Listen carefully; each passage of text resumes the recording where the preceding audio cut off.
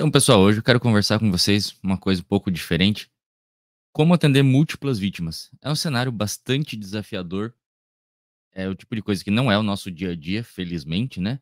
Mas que a gente tem que estar preparado para, se acontecer, poder dar um melhor atendimento ao maior número de pacientes. Então, via de regra, a gente vai, né, basear aqui no nosso método START e vamos começar a nossa conversa. Chegando na cena, qual é a prioridade? O que que a gente tem que pensar quando se depara, né, primeira unidade numa situação de múltiplas vítimas, né, de um desastre, alguma coisa assim. Nossa prioridade é segurança. A nossa segurança em primeiro lugar, segurança da equipe. Então a gente vai utilizar equipamentos de proteção individual, então macacão, eh, óculos, bota, luva, toda essa parte, a gente tem que garantir que a nossa segurança, né, principalmente a biossegurança, mas também que, se tiver algum outro risco, que a gente possa estar preparado para não se expor a uma lesão. E além disso, a gente tem que pensar na avaliação da cena. É uma cena que eu posso me aproximar, eu posso atender essas minhas vítimas? Ou é um ônibus que está pendurado num barranco que, se eu for atender as vítimas, ele corre o risco de cair, né, eu cair junto, cair em cima de mim, de explodir, de pegar fogo, já tá pegando fogo. Então, a gente tem que avaliar essa cena e pensar: "É seguro eu atender os pacientes ou eu tô me botando num risco?". Porque se eu me acidentar, eu não consigo atender mais ninguém. Eu viro mais uma vítima numa situação que já tem vítima demais, né. Perco uma pessoa para atender e ganho mais uma pessoa para ser atendida. Então a gente tem que pensar muito na nossa segurança nesses casos. Quando a gente pensa em rodovia, uma coisa legal é que as unidades, né, fiquem antes do acidente para garantir que, principalmente aí, né, quando a gente tem caminhão ou algum veículo mais pesado, deixar para trás, para ter uma barreira. Daqui a pouco chega alguém em caminhão sem freio, alguém que está no celular, que não está prestando atenção, e junta todo mundo, né, e vira mais vítimas. Já aconteceram vários casos parecidos, a gente sabe de muitas situações que quem estava atendendo também foi vitimado, então essa parte da segurança é muito importante. Uma regrinha que a gente tem é que a distância que a gente vai sinalizar, então quando tá botando cone, alguma coisa assim, é igual a velocidade da via. Então, se eu tenho uma via que é 110 km/h, eu tenho que ter 110 metros para trás de sinalização. Pô, é bastante coisa. Não adianta você botar 2 cones atrás da viatura numa rodovia de alta velocidade. Isso você está botando você e a tua equipe em risco. Então a gente tem que ser bem consciente dessa parte de segurança da cena, para que não aconteça um segundo acidente. Outras coisas, né, a gente tenta, se tem 2, 3 faixas, evitar fechar todas as faixas, porque isso acumula muito, para muito trânsito e corre o risco de acontecer mais acidentes para trás. Então, se possível, a gente deixa o trânsito fluindo devagar, mas fluindo, não completamente parado. Às vezes não dá, né, então às vezes tem que fechar mesmo, mas são coisas para a gente pensar. Mas principalmente, não adianta você botar um cone atrás da viatura e achar que está sinalizado. Principalmente se tem curva, né. Não adianta você começar a sinalizar no meio da curva, vai acontecer outro acidente. Então a gente tem que pensar nesses detalhes para não virar mais piorar o caos. E o que a gente vai utilizar mais reconhecido, assim, que a gente tem mais familiaridade, é o START. Então, Simple Triage and Rapid Treatment. Triagem simples e tratamento rápido, que é o que a gente vai fazer assim que chega na cena. Então, basicamente, é o 32 can do. Então, 32 e obedece. São as 3 coisas que a gente vai avaliar inicialmente. 32 obedece ao comando. A gente já vai esmiuçar o que que é isso. Em alguns lugares a gente tem esses METAG ou meta-tag, esses cartõezinhos de múltiplas vítimas. Existem vários tipos, mas é muito importante que você se familiarize com o que você tem. Por exemplo, nesse daqui que a gente está vendo, né, ele destaca as cores, o que é legal você saber que um paciente que é verde, ele pode evoluir para amarelo, para vermelho e para preto. Mas um paciente que é vermelho não vai virar verde. Então, a partir do momento que você destacou uma cor, é que ela vai para o teu bolso, né? Mas ele pode piorar, mas não vai melhorar. Outra coisa que ele tem nesse daqui, tem aquelas orelhinhas amarelas. Uma é para ficar com a ambulância, outra para ficar com o hospital.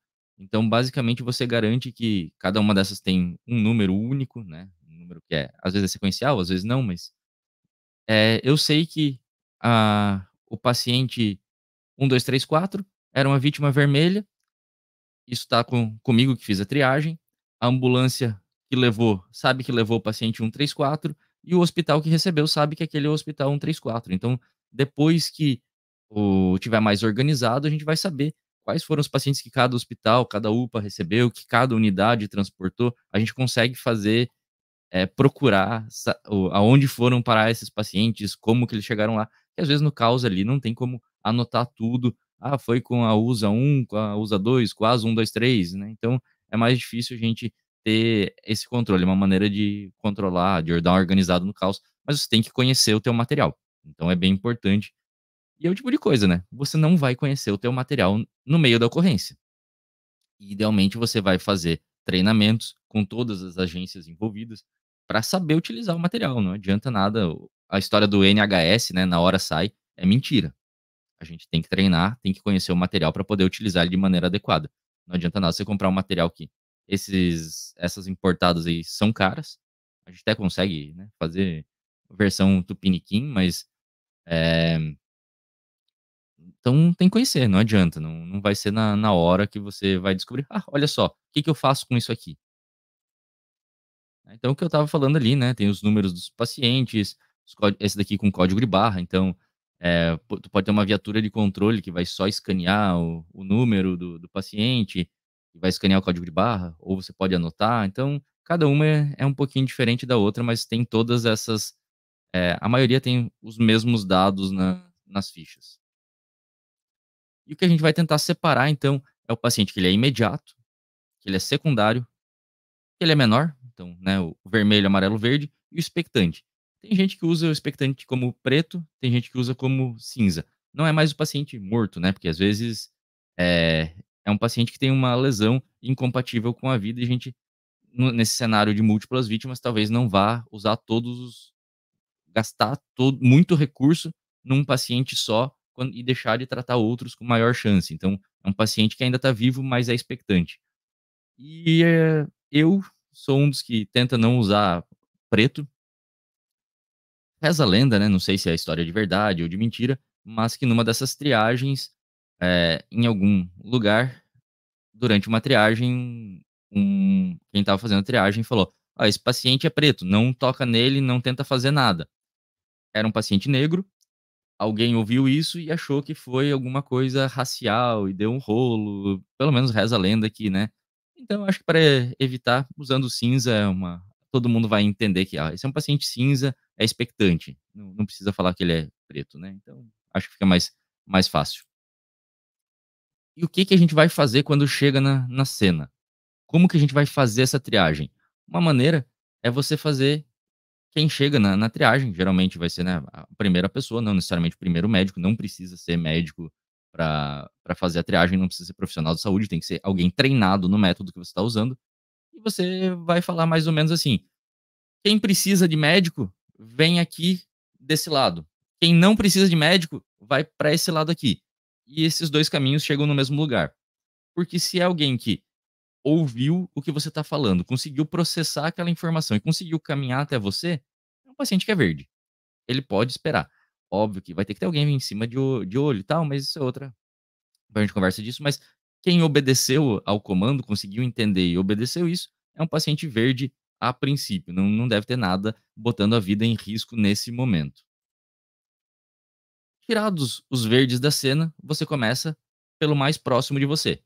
Você não vai para quem tá gritando mais, para quem tá gritando menos, senão você vai se perder também. Então a ideia é ir o mais próximo a você, depois o mais próximo desse, depois o mais próximo daquele, fazer a sequência para não deixar ninguém para trás, não esquecer de triar ninguém. E ignora se tá gritando, se não tá gritando, né, então a gente vai na sequência mesmo. E o que que a gente vai procurar? Então, a gente viu que os pacientes que caminharam eram verdes. Não caminha, eu vou ver se ele respira. Se ele não respira, a gente posiciona a via aérea, pode fazer ali a extensão da via aérea. Se o paciente ainda não respira, então um paciente que não está respirando, ele é expectante, né, ele é um paciente cinza, eu não vou iniciar a RCP via de regra nesse cenário de múltiplas vítimas. Se ele voltou a respirar com desobstrução de via aérea, era uma parada respiratória que você conseguiu desobstruir a via aérea, ele passa a ser vermelho. É um paciente que é prioridade, né? Ele estava quase morto. Se você viu que é um paciente que não caminha, mas respira, a gente vai ver a frequência dele é maior do que 30, então, um paciente que está muito ofegante, ele é vermelho. Se é menor do que 30, a gente vai ver o tempo de enchimento capilar. Então, esse tempo de enchimento é maior do que 2 segundos, significa um paciente que está mal perfundido. Então, se esse paciente tá mal perfundindo, ele é vermelho. Se não está mal perfundido, a gente vai avaliar. É um paciente que entende ordem simples, obedece, né? Ah, sorri, fecha o olho, aperta minha mão, esse tipo de coisa. Se ele está obedecendo ao comando, ele é amarelo. Se ele não está obedecendo, ele é vermelho. Então esse 32 obedece ao comando, é isso, né? Respiração acima de 30 é vermelho. Perfusão acima de 2 segundos é vermelho. Não obedece ao comando é vermelho. E se ele obedeceu ao comando, né, obviamente foi um paciente que não veio caminhando até você, ele tem alguma lesão que impede a mobilidade dele, mas que ainda não tem nada impedindo a cognição dele, ele consegue obedecer a comandos, então ele é amarelo. E aí, como é que a gente fez a triagem? Beleza, decidi quem é verde, quem é vermelho, quem é amarelo, como é que a gente vai organizar todas essas vítimas agora? Idealmente, a gente vai ter uma estrutura mais ou menos que nem essa.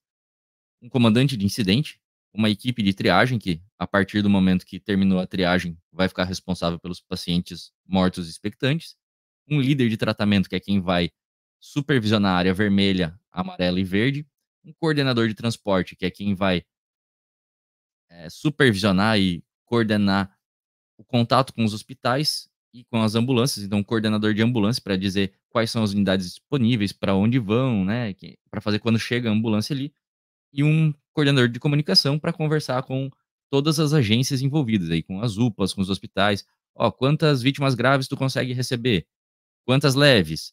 Quantas viaturas tu consegue mandar? Para conseguir ter essa organização.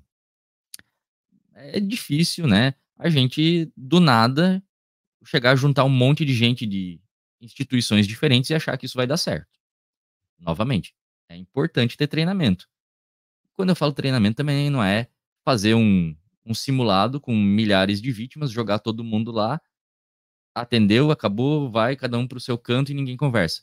Existe uma série de maneiras de a gente fazer esse treinamento, desde os tabletops, né? Então, com um papelzinho você consegue numa mesa fazer isso e já começar a treinar e procurar gargalos, né? E quando tiver todo mundo sabendo, pô, eu sei triar, eu sei tratar, eu sei coordenar, aí você junta tudo e você usa os recursos humanos, tempo, dinheiro, para fazer um simulado bonito, né? Aqueles que vão para o Instagram, para o jornal, mas é o tipo de coisa que você precisa ter uma sistematização disso. O treinamento precisa ter um objetivo e precisa ter um feedback para quem está participando do treinamento, né? Você precisa melhorar, ele tem que ter algum objetivo. Então, é, é muito importante isso, porque senão é o caos. Tá, quem é que é o comandante de incidente? É o bombeiro mais antigo? É o primeiro médico que chegou? Pô, daí chegou alguém do exército, alguém do bombeiro, alguém da polícia, alguém do SAMU. Quem é que coordena isso? Isso tem que estar já conversado antes, né? É bem importante essa parte. Você vai estar trabalhando aí com muitas instituições ao mesmo tempo. Dificilmente a resposta vai ser só uma instituição, né? E o que a gente pode fazer é mais ou menos isso, né? Então, eu ter as ambulâncias perto da via, de uma maneira que uma não bloqueie a outra, né, que todas possam sair, deixar esperando, alguém ali então coordenando essas ambulâncias, coordenando qual paciente vai para cada ambulância, então esse coordenador das ambulâncias vai conversar com o coordenador da triagem, do atendimento ali, falar: "Tá, quantas vermelhas você tem? Já está estável, já podemos levar? Quantas amarelas, quantas verdes? Eu tenho 10 ambulâncias, eu tenho 2 ambulâncias, eu tenho um helicóptero?" Quem está coordenando com o hospital falar: "Ó, posso levar 2 vermelhas para tal lugar, tem ambulância para isso". Então, fazer isso. Importante, né, a gente tende a deixar o verde um pouquinho mais afastado, o amarelo e o vermelho mais perto, né. Óbvio que depende da quantidade de gente que a gente tem para atender, de vítimas que a gente tem, e idealmente a gente afasta os cinzas, porque eu não quero deixar um cadáver do lado de alguém que está bem, né, de um paciente que está verde, que está lá só esperando o desfecho da ocorrência, que não tem nenhuma lesão mais grave, daqui a pouco o cara tá com o celular fazendo a live no Instagram, né. Então, a gente tende a deixar o verde e o cinza separados, inclusive separados do vermelho e do amarelo, que são os pacientes que a gente vai estar mais em cima atendendo. Então, uma maneira de a gente pensar mais ou menos aí essa organização dos espaços de triagem. E o tratamento a gente vai fazer então nessas lonas, né, geralmente no espaço que você designou para ser o vermelho, verde e amarelo, é onde a gente efetivamente vai tratar esses pacientes. Como é que eu trato? Aí também depende de quantos recursos eu tenho. Se eu tenho só uma equipe de saúde, vai ter que estar todo mundo em volta daquela equipe para que eu possa ficar de olho em todos os pacientes. Eu disse, né, um paciente verde pode se tornar amarelo, pode se tornar vermelho, pode se tornar cinza. Então, eu tenho que cuidar de todos os pacientes. Idealmente, eles ficam, né, assim, em círculo com a cabeça virada para quem está cuidando, e você consegue cuidar de todos, não deixa afastado, se você tem só uma pessoa, uma equipe para atender, depois talvez dê para separar. Ou se eu já tenho mais recursos, né, eu vou separar e vou ter mais recurso atendendo quem é mais grave, né, então tenho mais gente atendendo os vermelhos, um pouco menos de gente atendendo os amarelos, e tenho que ter alguém cuidando dos verdes também, então a gente vai tentar separar isso. Importante isolamento de cena, né, já é um caos, e a gente sabe que no pré-hospitalar, qualquer tipo de ocorrência, o pessoal brota do bueiro, vem gente de tudo que é lado para ver o que está acontecendo. E se você não tiver um controle da cena, daqui a pouco tem reportagem, tem curioso no meio dos pacientes, não sabe mais quem é paciente, quem é curioso, então é importante a gente ter esse controle da cena aí também. A gente faz RCP num incidente com múltiplas vítimas, num desastre, e aí? Será que dá pra começar? Eu falei: "Pô, tem os pacientes cinzas que a gente são expectantes, que a gente não vai, né, investir". O start fala que é pra gente, né, o paciente tá lá no não tá respirando, a gente posiciona a via aérea. O paciente tem um sangramento exsanguinante que eu posso controlar, eu boto um torniquete. E é isso que eu faço ali na triagem, são as 2 coisas que eu vou fazer na triagem. O paciente tá parado. Vou parar a minha triagem e começar a RCP? Então, talvez. Se eu tenho 50 vítimas, são 49 vítimas verdes e uma vítima em PCR, talvez eu possa sim, né, tentar fazer RCP nesse paciente, né, reanimar o paciente, no aí talvez fugindo da CLS, indo para RCP em trauma, que é um pouquinho diferente, mas talvez sim. Ou eu tenho chegaram 10 equipes médicas e a gente já conseguiu, né, pô, tenho mais recursos do que paciente grave. Talvez eu possa, mas via de regra, não. Via de regra, o paciente que está em PCR, num incidente com múltiplas vítimas, é óbito. Mas existem exceções para todo caso. Para onde que a gente transporta esses pacientes? Vou levar todo mundo para o meu hospital mais perto, porque daí a ambulância consegue ir e voltar mais rápido? Não é o ideal. A gente vai ter que levar cada um para onde o recurso pode aceitar. Pacientes mais leves, provavelmente eu vou levar para uma UPA. Eu tenho um hospital de referência, pô, eu sei que é um paciente grave, com uma fratura exposta, talvez eu não vou levar para UPA para depois ele ter que ser transferido, talvez eu já leve para um hospital mais distante, ou talvez eu leve, bote todos os verdes num ônibus e leve para um hospital mais distante mesmo, porque todos os hospitais da região vão estar sobrecarregados, os mais perto provavelmente vão ser os que vão sofrer mais. Então se eu puder, eh, mandar um pouco para cada lugar, é melhor. Eu tenho que saber quais são os recursos, qual a distância e quantas unidades eu tenho, quantos pacientes eu tenho. Então é bem importante essa gerência. Você sabe quantas vagas tem se der um acidente na BR mais perto da onde você está? Qual que é o hospital mais perto? Qual que é a UPA mais perto? Num raio aí de 20 minutos, 30 minutos, quantas instituições de saúde você tem que você pode mandar os pacientes? Você sabe? Quantos pacientes cada uma dessas pode receber? É bem importante isso.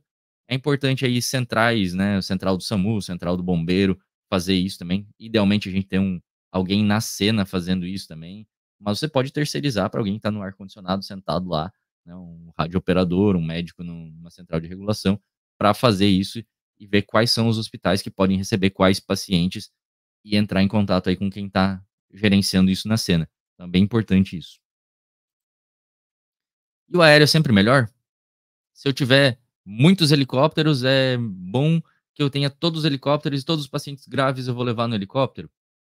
Depende, né, depende da onde você tá, depende de quais hospitais.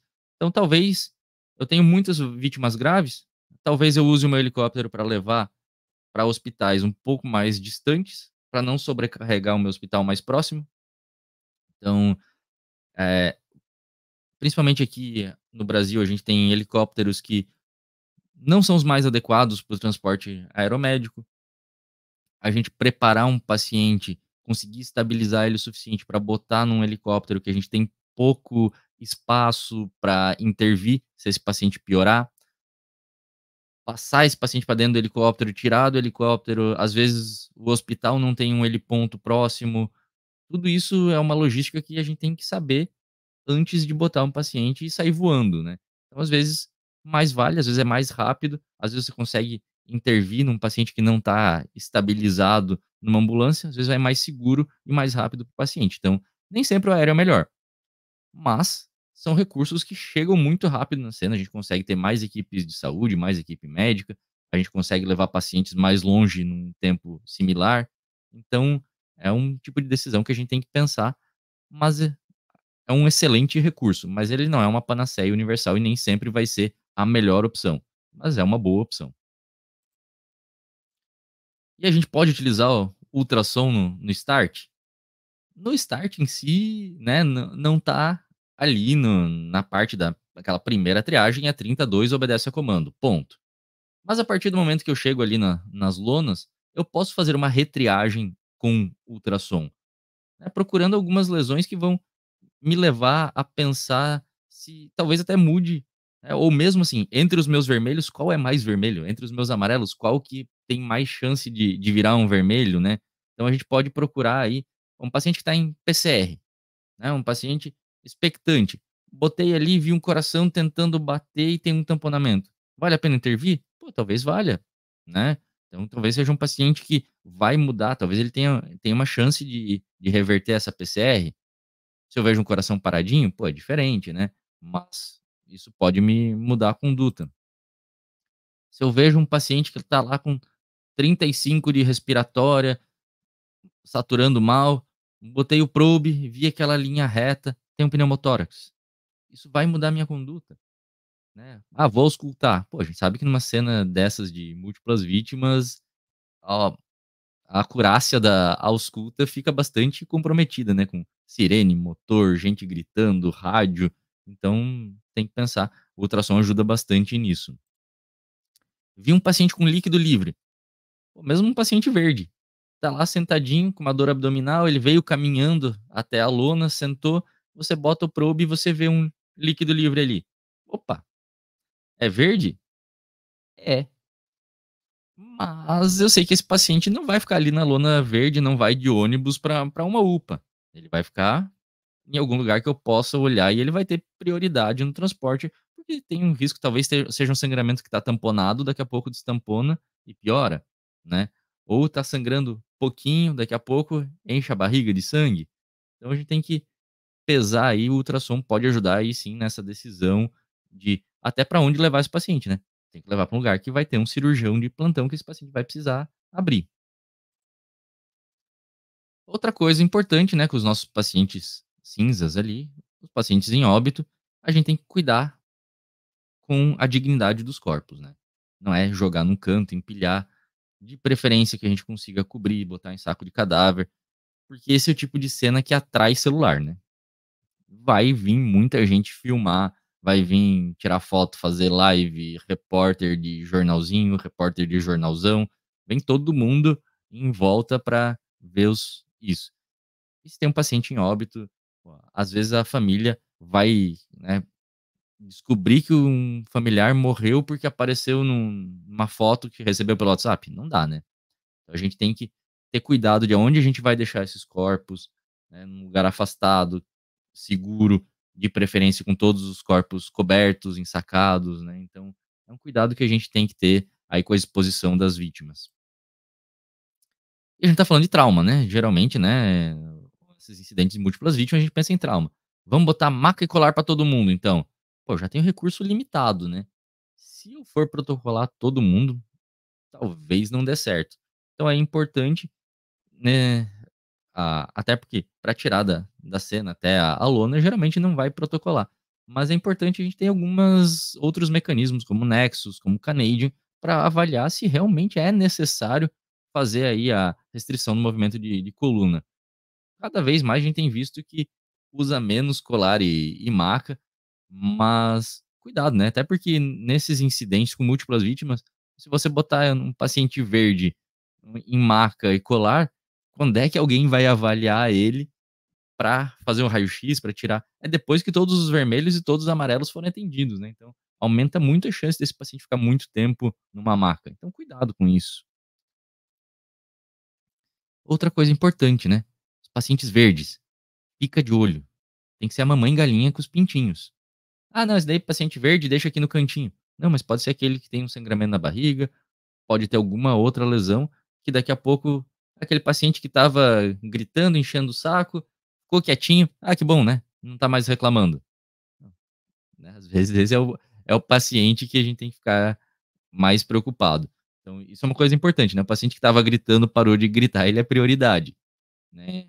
Pode só ter cansado, mas às vezes pode ter feito hipóxia, pode ter sangrado, pode ter um TCE, então não esquece os verdinhos, idealmente, né, se tiver pô, eu tenho um ônibus que tem ar-condicionado, cara, deixa todo mundo sentadinho lá, né, que você tira da cena, fica mais fácil de controlar todo mundo, porque só vai ter uma entrada e saída, e você consegue ver todos os pacientes verde, né, talvez seja uma opção, em vez de botar numa lona num cantinho, deixa lá num ar-condicionado, num ônibus, se tiver alguma opção dessas, né, restringir num local fechado e fica de olho, tem que ter alguém cuidando disso, desses pacientes, porque eles podem evoluir e necessitar de mais cuidado. Outra coisa que a gente pode ter são pacientes infantis. Muda um pouco, tá? Então a gente vai utilizar o Jump Start. Ele tem algumas diferencinhas aí que a gente pode fazer ventilação de resgate, além da abertura da via aérea. A frequência respiratória é um pouquinho diferente, em vez de ser 30, é 50. A gente não vai ver o tempo de enchimento, a gente vai ver o pulso e basicamente isso que a gente vai procurar no Jump Start. Então ele tem algumas diferencinhas aí que eu não sei de cor, né, tem que ter a tabelinha ali. Então a gente geralmente, mesmo para o start, né, os kits têm a tabelinha para você olhar, mas você imprimir uma tabelinha para infantil é legal. Esse é o tipo de coisa que nessas situações de estresse cognitivo, né, que você quanto menos você tiver que pensar, melhor. Então tenha isso já, a tabelinha ali no teu kit de múltiplas vítimas, tanto o adulto quanto o infantil. Então dá uma procurada no Jumpstart, dá uma olhada, ali nas diferenças, mas é basicamente isso, a gente pode ventilar, frequência respiratória 50 e pulso, em vez de procurar tempo de enchimento, são as principais coisas que a gente vai olhar. Beleza, então assim, esse é um tipo de cenário que é um caos, né, traz um estresse muito grande pra gente. Chegamos na base, né, depois que a gente conseguiu triar todas as vítimas, mandou todos para os hospitais, para as UPAs, para casa, beleza, chegamos na base, vamos comer uma cuca e segue o day? Talvez não seja a melhor coisa. Num mundo ideal, o que a gente vai fazer é debriefing. Junta todo mundo que participou da ocorrência, um facilitador vai fazer a mediação, garantir a segurança psicológica, né, dizer que, eh ninguém tá lá obrigado, que a ideia é conversar sobre o que aconteceu pra gente poder melhorar. Começa com o modelo mental conjunto, então a gente vai conversar: "Olha, foi um acidente assim, assim, assim, tal unidade chegou, a gente se deparou com isso, eram tantas vítimas assim, tantas vítimas assado". Estabelecer as regras, então, aquela coisa de quando um burro fala, os outros abaixam a orelha, na sequência, e principalmente que o objetivo é trazer lições para que os erros que aconteceram no atendimento não aconteçam de novo. Pô, nossa lona rasgou. Tá. que a gente vai fazer? Nossa lona era muito pequena, ou a gente não tinha fita zebrada. São coisas pequenas que a gente consegue mudar. A gente precisa desse momento do debriefing para anotar, discutir essas coisas que a gente pode melhorar para que esse erro não se repita depois. O que a gente tenta fazer é: o que aconteceu? Como que você está se sentindo? Pô, tô me sentindo muito bem, foi altas ocorrência, tô vibrando. Legal, que bom. Ou não, né? Eu tô um lixo, porque, ah, foi uma ocorrência pesada, morreu muita gente, eu não tenho condição de continuar atendendo esse plantão. Isso é importante. O que que te incomodou e por que que isso te incomodou? Ah, às vezes são coisas pequenas. Pô, me incomodou porque a gente não tinha um cartãozinho de triagem, a gente não conseguiu fazer uma triagem de maneira adequada, todo mundo saiu correndo fazer a triagem, ninguém atendeu, um paciente que era verde morreu e ninguém percebeu. Isso pode me incomodar, isso pode acontecer. O debriefing é um momento para a gente conversar sobre isso. Mas também é importante a gente sempre conversar o que que nós fizemos bem. Alguma coisa bem feita a gente sempre faz, por pior que tenha sido ocorrência, né, por pior que tenha sido atendimento, alguma coisa bem feita você fez, e isso tem que ser reforçado, né. Então a gente tenta mudar aquilo que pode ser mudado, e a gente reforça aquilo que foi bem feito. E o que que poderia ser diferente, né. Então, às vezes é isso, né, pô, às vezes eu preciso só de um rolo de fita zebrada, às vezes não, às vezes eu preciso botar um kit de múltiplas vítimas, às vezes eu preciso melhorar a comunicação entre as instituições. Então, como é que eu vou fazer isso? O debriefing é esse momento para a gente trazer as lições e, principalmente, evitar que os erros que aconteceram dessa vez aconteçam de novo. A gente não tem incidentes com múltiplas vítimas todos os dias, né? Então, é importante isso, a gente conversar. Nessas ocorrências mais pesadas, o debriefing é uma ferramenta bem importante. E não é raro, nesse tipo de ocorrência, ter estresse pós-traumático. Então, o debriefing é uma maneira de a gente começar a conversar sobre isso. Tem gente que diz que o hot debriefing pode piorar o estresse pós-traumático, porque revive isso num momento muito que você ainda não digeriu, mas um debriefing mais tarde tende a diminuir o estresse pós-traumático, porque a gente consegue conversar sobre o que foi bem feito, o que pode ser melhorado, com a cabeça mais fria, né. Então, é o tipo de coisa que a gente precisa conversar sobre as ocorrências pesadas, para não ficar remoendo isso e ter um estresse pós-traumático. Então, acontece, e é uma maneira da gente mitigar é conversar, fazendo debriefing, tanto o hot quanto o cold, né. Então, tanto na hora quanto depois, é importante a gente conversar sobre esse tipo de ocorrência. Beleza? Então o start é mais ou menos isso. A gente vai chegar 32 obedece a comando. A gente pode, o paciente que não respira, ajeitar a via aérea. O paciente que está sangrando, botar um torniquete na triagem. E depois a gente vai atender as prioridades. E o mais difícil não é atender o paciente. Atender paciente a gente atende todo dia. Paciente grave a gente atende todo dia. O problema é logística e comunicação. É CRM. Né. Então, se você ainda não assistiu, tem a aula de CRM, então dá uma olhadinha aqui no canal que é importante essas soft skills, como se comunicar em situação de emergência. Beleza? Gostou? Ficou alguma dúvida? Comenta aí embaixo.